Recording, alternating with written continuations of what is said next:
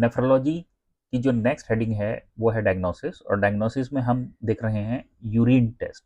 Urine test में हम बात कर रहे हैं डिपस्टिक टेस्ट की। डिपस्टिक टेस्ट के बारे में हमने पहले एक वीडियो बनाया था। अब हमारा जो नेक्स्ट वीडियो है वो है पीएच के बारे में। जब हम पीएच की बात करते हैं और डिपस्टिक से टेस्ट करके देखते हैं तो हमारी पीएच क्या आती है, ये इस बात पर डिपेंड करता है, बहुत सारी चीज़ें जो हमें देखनी है। इसमें जो सबसे पहले हम जानेंगे कि जो नॉर्मल पीएच होती है वो 5.5 से 6.5 के बीच में होती है।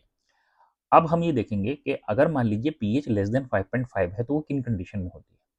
यूजुअली जब हम बात करते हैं कि पीएच लेस देन 5.5 है तो वो मेटाबॉलिक एसिडोसिस में होती है, हाई प्रोटीन डाइट में होती है और वॉल्यूम डिप्लीशन में होती है। लेकिन अगर मान लीजिए लेस देन 5.5 पीएच है और मेटाबॉलिक एल्कलोसिस है तो फिर ये पैराडॉक्सिकल पीएच कहलाती है। और पैराडॉक्सिकल पीएच जो होती है वो वॉल्यूम डिप्लीशन में, नेजोगैस्ट्रिक सक्शन में, उसके अलावा कुछ नॉन रीएब्जॉर्बल एनायंस हो सकते हैं जैसे कि कार्बेनिसिलिन हो सकता है, उसके बाद में पिप्रासिलिन हो सकता है, उसके बाद में टिकारसिलिन हो सकता है। अगर ये मौजूद हैं तो उसकी वजह से ये कंडीशन हो सकती है।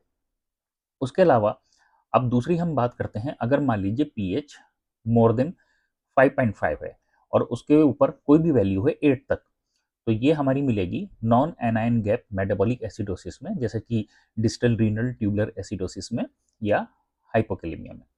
अब अगर मान लीजिए पीएच 6.5 से ज़्यादा है और 8 तक कोई भी वैल्यू है तो फिर ये हमारी पीएच देखने को मिलेगी। इसका जो मतलब होगा वो ये होगा कि यूरिन में बाइकार्बोनेट आ रहे हैं और हाई पीएच जो हमारा है वो सजेस्ट कर रहा है कि नोजिया वॉमिटिंग हो रहा है इन हाइपोकैलेमिया, यानी हाइपोकैलेमिया है एंड उसकी वजह से नोजिया वॉमिटिंग हो रहा है, और इस वजह से पीएच जो है वो हमारी मोर देन 6.5 मिलेगी। अगर मान लीजिए पीएच मोर देन 8 है तो फिर ये सजेस्ट करेगी कि यूरिया स्प्लिटिंग ऑर्गेनिज्म मौजूद हैं जिससे कि पीएच बहुत ज़्यादा एल्कलाइन हो गई है। ठीक है, तो यूरिया स्प्लिटिंग ऑर्गेनिज्म अगर मौजूद हैं जिससे कि पीएच बहुत ज़्यादा एल्कलाइन हो गई है तो पीएच हमारी मोर देन 8 की कोई भी वैल्यू देखने को मिल सकती है। तो एक बार रिवाइज कर लेते हैं, पीएच की normal value 5.5 to 6.5, less than 5.5 metabolic acidosis में मिलेगी, हाई प्रोटीन डाइट में मिलेगी, वॉल्यूम डिप्लीशन में मिलेगी। लेकिन पैराडॉक्सिकल पीएच भी हो सकती है लेस देन 5.5, और वो हो सकती है इन मेटाबॉलिक एल्कलोसिस अगर वॉल्यूम डिप्लीशन है, नेसोगैस्ट्रिक सक्शन है, या फिर नॉन रीएब्जॉर्बल एनाइंस अगर मौजूद हैं जैसे कि पिप्रासिलिन, उसके बाद में या फिर कार्बेनिसिलिन या टिकारसिलिन अगर मौजूद हैं तो उसकी वजह से हो सकती है।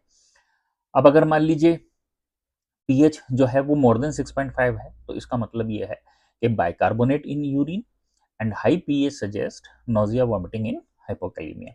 अब अगर मान लीजिए पीएच मोर देन 8 है तो वो यूरिया स्प्लिटिंग ऑर्गेनिज्म की मौजूदगी को बताएगी, और अगर पीएच मोर देन 5.5 है तो वो नैग्मा को बताएगी, जैसे कि डिस्टल रीनल ट्यूबुलर एसिडोसिस हो गया या फिर हाइपोकैलेमिया को बताएगी। तो इस तरीके से ये हम पीएच देखकर जो है वो कुछ डायग्नोसिस की क्लू निकाल सकते हैं। Thank you.